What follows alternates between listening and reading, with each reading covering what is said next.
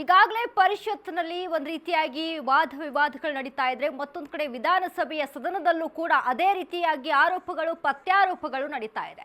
ಅದರಂತೆ ಇದೀಗ ಅಬಕಾರಿ ಇಲಾಖೆಯ ಹಗರಣಕ್ಕೆ ವಿಚಾರಕ್ಕೆ ಸಂಬಂಧಪಟ್ಟಂತೆ ಸಾಕಷ್ಟು ಆರೋಪಗಳು ಪ್ರತ್ಯಾರೋಪಗಳು ಅಲ್ಲಿ ಭುಗಿಲೆದ್ದಿದೆ. ಅದರಂತೆ ಸತತವಾಗಿ ಬಿಜೆಪಿ ಕಡೆಯಿಂದ ಆರೋಪಗಳು ಬರ್ತಾ ಇರುವಂತದ್ದು 6,000 ಕೋಟಿ ಹಗರಣ ಆಗಿದೆ, ಆದ್ರೂ ಕೂಡ ಇದ್ರ ಬಗ್ಗೆ ಯಾವುದೇ ತರದಂತಹ ಮಾತನಾಡ್ತಾ ಇಲ್ಲ, ಯಾವುದೇ ರೀತಿಯಾದಂತಹ ಕ್ರಮಗಳನ್ನ ತೆಗೆದುಕೊಳ್ತಾ ಇಲ್ಲ ಅಂತ. ಹಾಗಾದ್ರೆ ಇದೆಲ್ಲದರ ನಡುವೆ ಕೂಡ ಇಲ್ಲಿ ಯಾಕೆ ಸಿಎಂ ಈ ವಿಚಾರಕ್ಕೆ ತಕ್ಕಂತೆ ಯಾವುದೇ ರೀತಿಯಾದಂತಹ ಪ್ರತಿಕ್ರಿಯೆಯನ್ನ ಕೊಡ್ತಾ ಇಲ್ಲ, ಏನು ಮಾತನಾಡ್ತಾ ಇಲ್ಲ ಅನ್ನುವಂತ ಒಂದಿಷ್ಟು ಆರೋಪಗಳು ಪ್ರತ್ಯಾರೋಪಗಳು ಇಲ್ಲಿ ತಿಳಿದು ಬರ್ತಾ ಇರುವಂತದ್ದು. ಹಾಗಾದ್ರೆ ಇದನ್ನೆಲ್ಲ ಗಮನಿಸಿದ್ರೆ ನಮಗೆ ಅರ್ಥ ಆಗ್ತಾ ಇರುವಂತಹ ಒಂದು ವಿಚಾರ, ಹಾಗಾದ್ರೆ ಕಲೆಕ್ಷನ್ ಮಿನಿಸ್ಟರ್ಗೆ ಸಿಎಂ ಬೆಂಬಲ ಇದೆಯಾ ಅನ್ನುವಂಥದ್ದು. ಇದೇ ಇವತ್ತಿನ ಸ್ಪೆಷಲ್ ಪ್ರೋಗ್ರಾಮ್. ಇದೀಗ ಸಿದ್ದು ನೆರಳಲ್ಲಿ ಕಲೆಕ್ಷನ್ ಮಿನಿಸ್ಟರ್, ನಾನು ವನಿತಾ.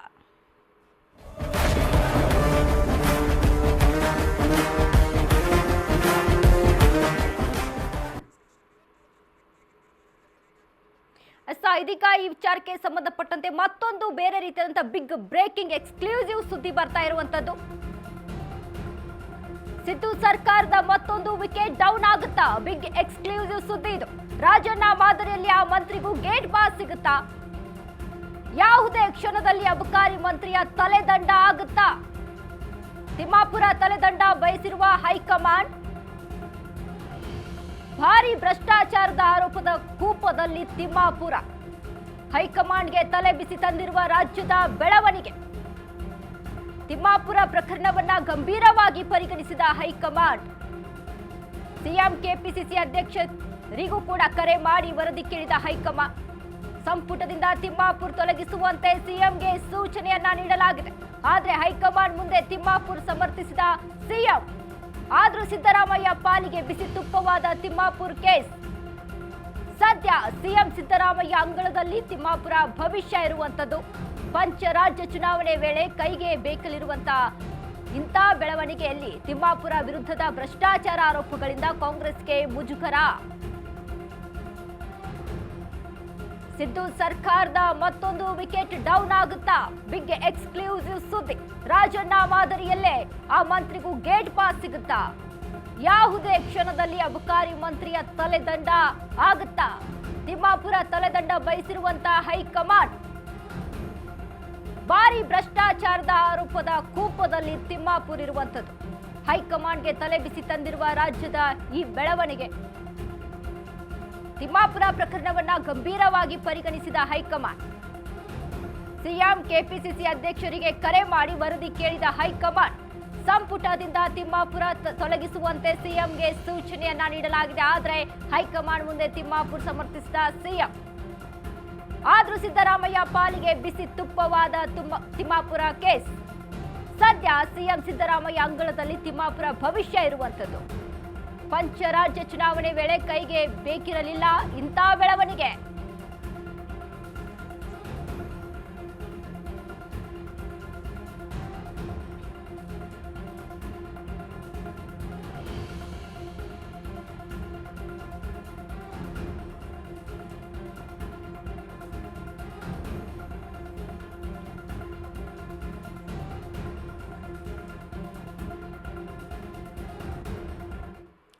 ಇದೀಗ ಅಬಕಾರಿ ಹಗರಣ ವಿಚಾರಕ್ಕೆ ಸಂಬಂಧಪಟ್ಟಂತೆ ಆರ್ಬಿ ತಿಮ್ಮಾಪುರ್ ಕೇಸ್ ವಿಚಾರ ಏನಿದೆ ಇದು ಇದೀಗ ಹೈಕಮಾಂಡ್ಗೂ ಕೂಡ ತಲೆನೋವಾಗಿ ಪರಿಣಮಿಸಿದೆ. ಇದರ ಬಗ್ಗೆ ಹೈಕಮಾಂಡ್ ಇದೀಗ ವಿಸ್ತೃತವಾದ ಮಾಹಿತಿಯನ್ನ ತಿಳಿದುಕೊಂಡು ಕೆಪಿಸಿಸಿಯಿಂದ ಏನು ಸಿಎಂ ಇಂದ ಮಾಹಿತಿಯನ್ನ ಕೊಂಡಿರುವಂತಹ ಒಂದಿಷ್ಟು ವಿಷಯಗಳು ಇದೀಗ ಗೊತ್ತಾಗ್ತಾ ಇರುವಂತದ್ದು. ಆದ್ರೆ ಸದ್ಯಕ್ಕೆ ಸಿಎಂ ಸಿದ್ದರಾಮಯ್ಯ ಇದೀಗ ತಿಮ್ಮಾಪುರ್ ಅವರನ್ನ ಸಮರ್ಥನೆ ಮಾಡ್ಕೊಳ್ತಾ ಇದ್ದಾರೆ. ಅಂದ್ರೆ ಯಾವುದೇ ರೀತಿಯಂತ ಇದೀಗ ಸದ್ಯಕ್ಕೆ ಸಿಎಂ ಸಿದ್ದರಾಮಯ್ಯ ನೆರಳಲ್ಲಿ ತಿಮ್ಮಾಪುರ ಇರುವಂತದ್ದು ಅಂತ ಒಂದು ಮೇಲ್ನೋಟಕ್ಕೆ ನಮಗೆ ಕಾಣಿಸ್ತಾ ಇರುವಂತದ್ದು. ಹಾಗಾದ್ರೆ ಹೈಕಮಾಂಡ್ ಸೂಚನೆ ಏನಾಗಿತ್ತು? ಸಿಎಂ ಸಿದ್ದರಾಮಯ್ಯ ಅವರು ಯಾವ ರೀತಿಯಾಗಿ ಅಲ್ಲಿ ಅದರ ಈ ವಿಚಾರಕ್ಕೆ ಸಂಬಂಧಪಟ್ಟಂತೆ ಸಮರ್ಥನೆಯನ್ನ ಮಾಡಿಕೊಂಡ್ರು? ಹೀಗೆ ಹಲವಾರು ವಿಷಯಗಳು ಇದೀಗ ನಮಗೆ ಅಲ್ಲಿ ಮುನ್ನೆಲೆಗೆ ಬರ್ತಾ ಇರುವಂತದ್ದು. ಇನ್ನು ಈ ವಿಚಾರಕ್ಕೆ ಸಂಬಂಧಪಟ್ಟಂತೆ ಒಂದು ಕಡೆ ಬಿಜೆಪಿ ಕಡೆಯಿಂದ ಕೂಡ ಹಲವಾರು ಆರೋಪಗಳು ಕೇಳಿ ಬರ್ತಾ ಇದೆ. ಹೀಗಾಗಿ 6,000 ಕೋಟಿ ಹಗರಣ ಆಗಿತ್ತಾ ಅನ್ನುವಂತ ಒಂದಿಷ್ಟು ವಿಷಯಗಳು ಈಗ ತಿಳಿದು ಬರ್ತಾ ಇರುವಂತದ್ದು. ಇದರ ಬಗ್ಗೆನೇ ಇದೀಗ ಸಾಕಷ್ಟು ಒಂದಿಷ್ಟು ಬ್ರೇಕಿಂಗ್ ನ್ಯೂಸ್ಗಳು ಕೂಡ ಈಗ ಲಭ್ಯವಿರುವಂತದ್ದು. ಅವನು ಕೂಡ ನೋಡ್ಕೊಂಡ್ ಬರೋಣ. ಮಂತ್ಲಿ ಕಲೆಕ್ಷನ್ ಮಾಡಿದ್ದು ಹೇಗೆ ಅಬಕಾರಿ ಮಂತ್ರಿ? ಭ್ರಷ್ಟಾಚಾರದ ಆಡಿಯೋ ಬಿಟ್ಟು ಮಂತ್ರಿ ತಲೆದಂಡಕ್ಕೆ ಪಟ್ಟು. ಸಿಎಂ ವಿರುದ್ಧ ರಾತ್ರೋರಾತ್ರಿ ಧರಣಿಗೆ ಕುಂತ ಬಿಜೆಪಿ ಜೆಡಿಎಸ್. ಬಾಯಿ ಬಡ್ಕೊಂಡ್ರು N A Mantri Timmapur don't care. ಎಲ್ಲಿದೆ ಸಾಕ್ಷಿ ಕೊಡ್ರಿ ಅಂತ ಸಿದ್ದು ಆಪ್ತ ಮಂತ್ರಿ ಅಬ್ಬರ. ಸಿದ್ದು ನೆರಳಲ್ಲಿ ಕಲೆಕ್ಷನ್ ಮಿನಿಸ್ಟರ್ ಬಿಗ್ ಡಿಬೇಟ್.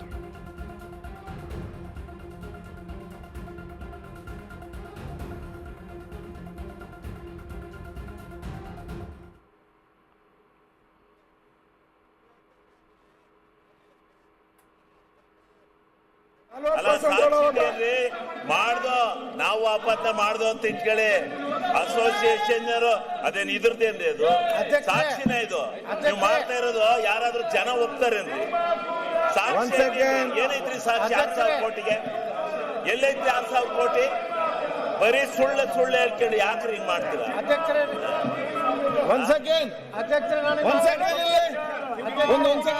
ಒಂದು ಪ್ರಕಟಣೆ ಇದೆ. ಪ್ರಸ್ತುತ ಅಧಿವೇಶನದಲ್ಲಿ ಈ ಕಂಡ ಮಾನ್ಯ ಸದಸ್ಯರುಗಳು ಅವರ ಹೆಸರು ಮುಂದೆ ಸೂಚಿತ ದಿನಾಂಕ ಅವಧಿಗೆ ಗೈರಾಜರಾಗಲು ಅನುಮತಿ ನೀಡುವಂತೆ ಕೋರಿರುತ್ತಾರೆ.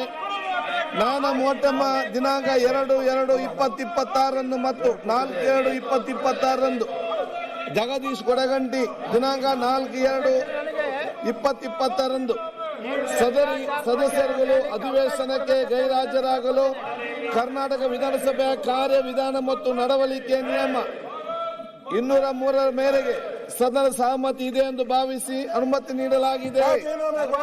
ಸಹಮತಿ ಇದೆ. ಅಧ್ಯಕ್ಷರೇ ಮಾತಾಡಕ್ಕೆ ಅವಕಾಶ ಕೊಡಬೇಕು. ಅಧ್ಯಕ್ಷರೇ ಈಗ ಒಂದ್ ಸೆಕೆಂಡ್ ಮತ್ತೆ ಹೇಳ್ತೇನೆ. ನಿಮ್ಮ ನಿಯಮಬದ್ಧವಾಗಿ ತಮ್ಮ ಪ್ರತಿಭಟನೆ ಮಾಡಿ. ಒಂದು ಮತ್ತೆ ಇವತ್ತು ರಾತ್ರಿ ತನಕ ನಡೀಲಿಕ್ಕಿದೆ. ಸ್ವಲ್ಪ ಆರಾಮದಲ್ಲಿ ಮಾಡಬೇಡಿ. ಇವತ್ತು ರಾತ್ರಿ ತನಕ ಕೂಡ ಅಧಿವೇಶನ ನಡೀಲಿಕ್ಕಿದೆ. ಸ್ವಲ್ಪ ಮಾನ್ಯ ಅಧ್ಯಕ್ಷರೇ, ಈಗ 4 ದಿವಸದಿಂದ ಕಾಯ್ತಾ ಇದ್ದೀವಿ ವಿಬಿ ಗ್ರಾಮ್ ಮಾತಾಡೋದಕ್ಕೆ. ಅವಕಾಶ ಕೊಡಿ. ಮನ್ರೇಗಾ ಬಗ್ಗೆ, ಜನರ ಬದುಕಿನ ಬಗ್ಗೆ ಚರ್ಚೆ ಮಾಡ್ತೀರಾ? ಕಾಯ್ತಾ ಇದ್ದೀವಿ. ನೀವು ಯಾವ್ದೋ ಒಂದು ವರ್ಗಾವಣೆ ಯಾವ್ದೋ ವಿಷಯಕ್ಕೆ ನೀವು ಸದನ ದಯಮಾಡಿ ಹಾಳು ಮಾಡಬೇಡಿ ನಮಗೆ. ಸ್ವಾಮಿ ಅಧ್ಯಕ್ಷರೇ, ಇವ್ರನ್ನ ಹೊರಕಾಕ್ರೆ ಸನ್ಮಾನ್ ನಾನ್ ಹೇಳ್ತಿದ್ರೆ ಈ ಸದನ ಹಾಳು ಮಾಡ್ತಾವ್ರೆ. ಹೊರಕಾಕಿ ಹೇಳ್ತೀನಿ ನಾನ್ ನೇಮ್ ಮಾಡ್ತಾ ಇದ್ದೀನಿ. ಹೊರಕಾಕಿ ಇವ್ರನ್ನ ಅಧ್ಯಕ್ಷರೇ, ಇವ್ರನ್ನ ಮಾಡಿ ಮಾತಾಡಕ್ಕೆ 4 ದಿವಸ ದಯಮಾಡಿ ಅವಕಾಶ ಕೊಡಿ. ಒಂದ್ ಸೆಕೆಂಡ್.